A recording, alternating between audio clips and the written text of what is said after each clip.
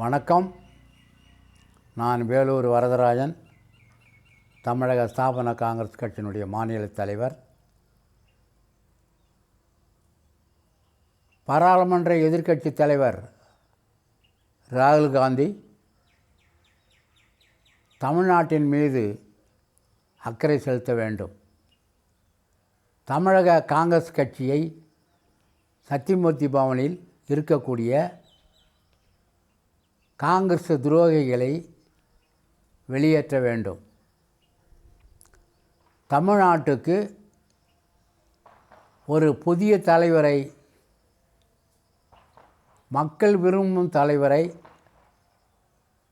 IAS படித்த ஒரு தலைவரை நீங்கள் தேர்ந்தெடுத்து தமிழகம் முழுவதும் சுற்றுப்பிரயாணம் செய்யக்கூடிய, மக்களை சந்திக்கக்கூடிய வாய்ப்பை ஏற்படுத்த வேண்டும். இப்பொழுது இருக்கும் தலைவர் அகில இந்திய கட்சி செயலாளராக கூட மாற்றிக்கொள்ளுங்கள். ஏனென்றால் அவர் மோடிக்கு பதில் சொல்லுகிறார், உத்தரப்பிரதேச முதலமைச்சருக்கு பதில் சொல்லுகிறார். அகில இந்திய கட்சி அகில இந்திய அரசியல் நடத்துகிறார். அவரை அகில இந்திய அரசியலுக்கே அனுப்பிவிடுங்கள்.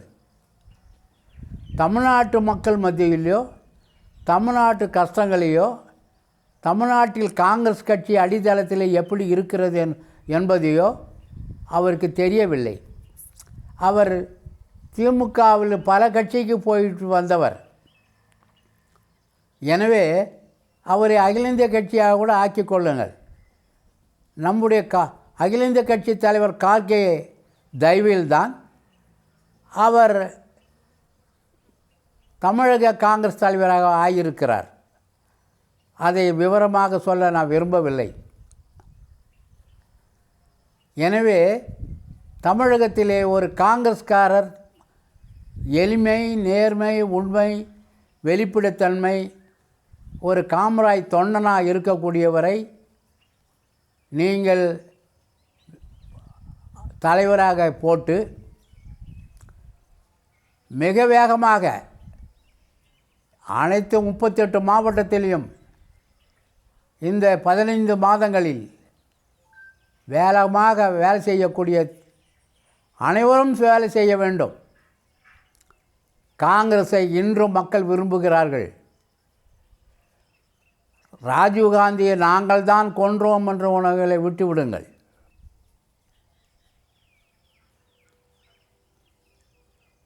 அவர்களெல்லாம் கழிச்சு கட்டுங்கள்.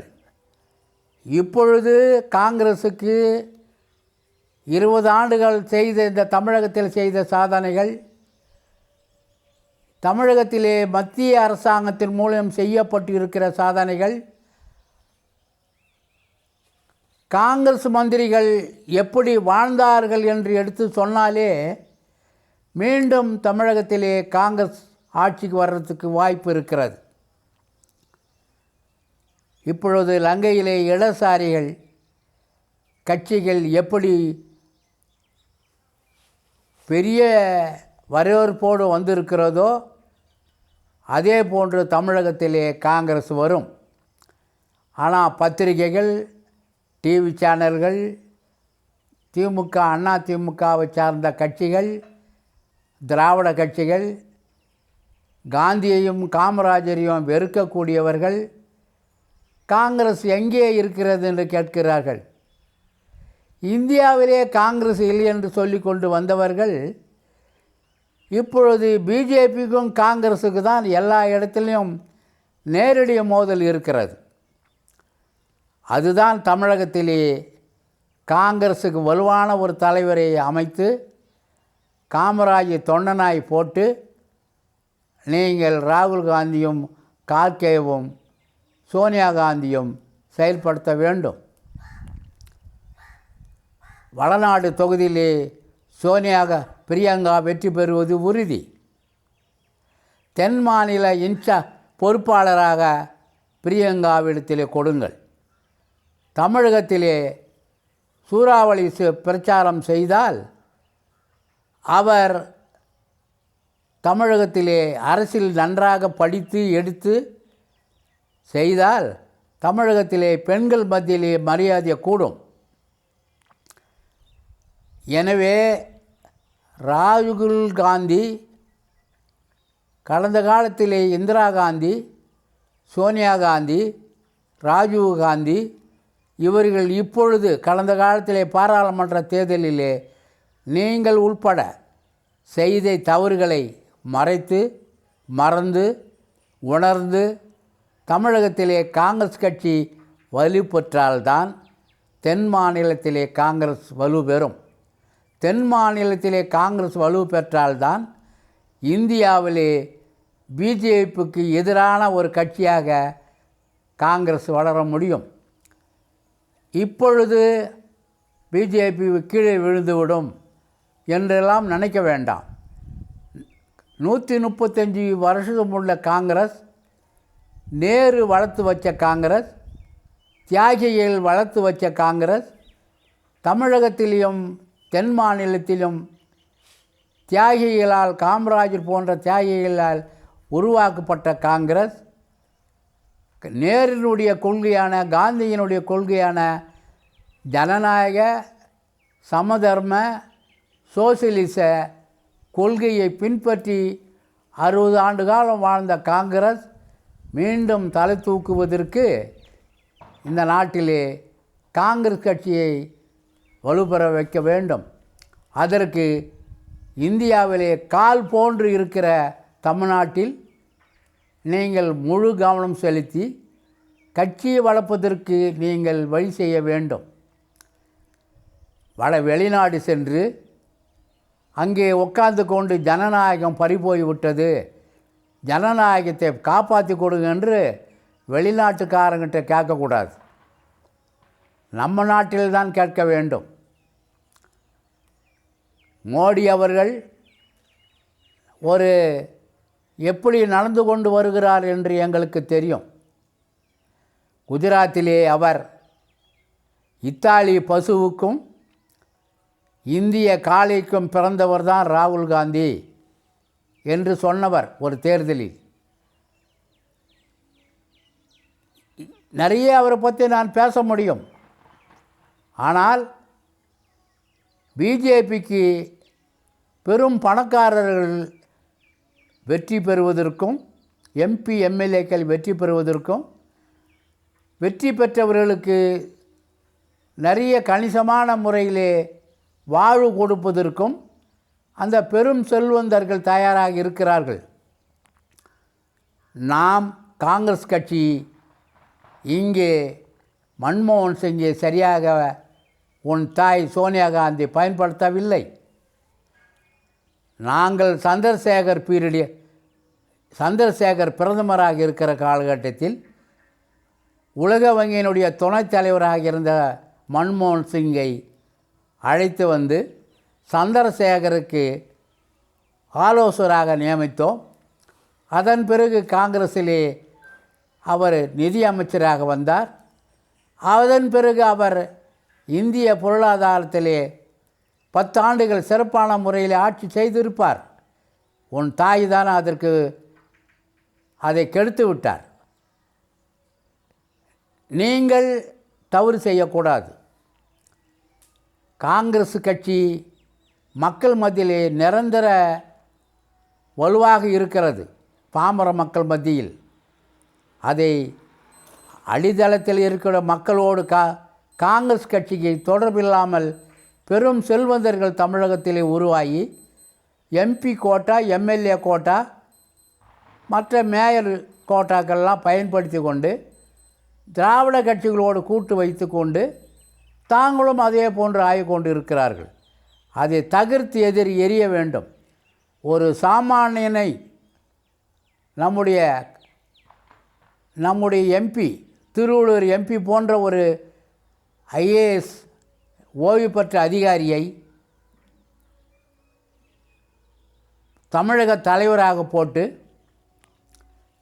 அவருக்கு இண்டிவிஜுவலாக அதிகாரத்தை கொடுத்து அவர் யார் வேண்டாமானால் நியமித்து கொள்ளலாம், முழு அதிகாரத்தையும் அவர்கிட்ட கொடுத்து நீங்கள் செயல்படுத்துங்கள். நிர்வாகத்தை எப்படி நடத்தினார்களோ கர்நாடகாவில், அதுபோன்று தமிழகத்திலே தலித்து மக்கள், முஸ்லீம்கள், கிறிஸ்தவர்கள், இந்துக்கள் அனைவரையும் ஒன்று சேர்த்து தமிழகத்திலே சத்தியமூர்த்தி பவனிலே உட்கார்ந்து தமிழகம் முழுவதும் மின்னல் வேகத்திலே வேலை செய்ய வேண்டும். பீட்டர் ஆல்போன்ஸ் போன்ற ஆட்களை நம்பக்கூடாது. அவரெல்லாம் திமுக, அண்ணா திமுகவுக்கு உடந்தையாக இருப்பவர்கள். அதுபோன்று பல பேர் இருக்கிறார்கள். அது ரகசியமாக நாங்கள் சொல்ல முடியும். எனவே தமிழகத்திலே காமராஜரை மையமாக வைத்து காங்கிரஸ் கட்சியை வளர்த்தால்தான் தமிழகத்திலே வளரும். சிதறி இருக்கிற காங்கிரஸ் தலைவர்கள், தொண்டர்கள் அனைவரும் காங்கிரஸுக்கு வருவார்கள். கிராமப்புறங்களிலே காங்கிரஸ் இன்னும் வலுவாக இருக்கிறது.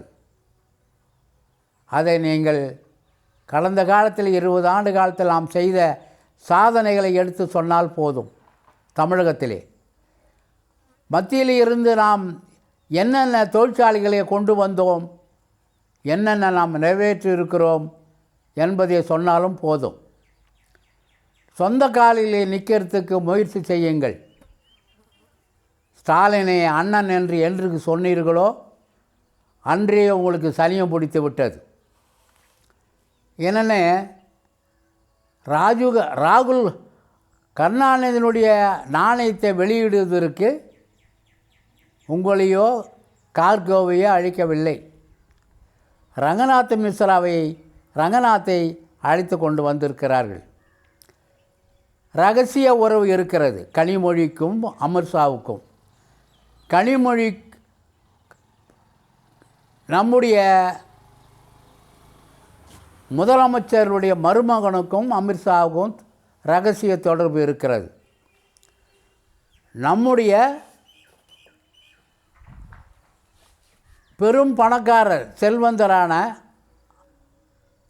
அவருடைய மகனுக்கும் நம்முடைய முதலமைச்சருடைய மருமகனுக்கும் ரகசிய தொடர்பு இருக்கிறது.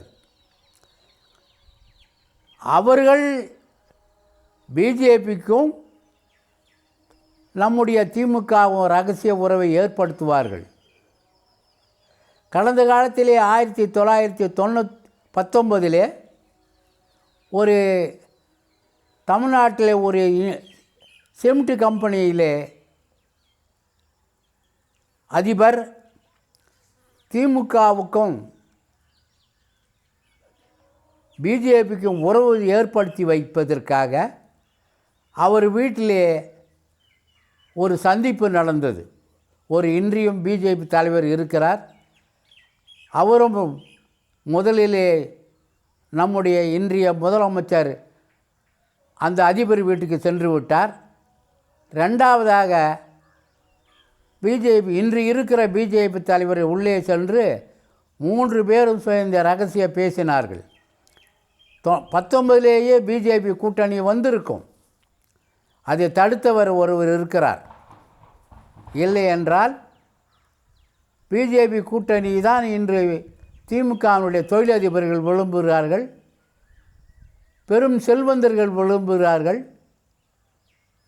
என்பதை கூறி எதிர்காலத்திலே எச்சரிக்கையாக நீங்கள் இப்பொழுதே திமுக விட்டு விலகி வந்து காங்கிரஸை வலுப்படுத்துங்கள் என்று ராகுல் காந்தியும் அகில இந்திய காங்கிரஸ் கட்சி தலைவியும் தமிழகத்தில் இருக்கிற காங்கிரஸ் தலைவர்களும் கேட்டுக்கொள்கிறேன். ஜெய்ஹிந்த்.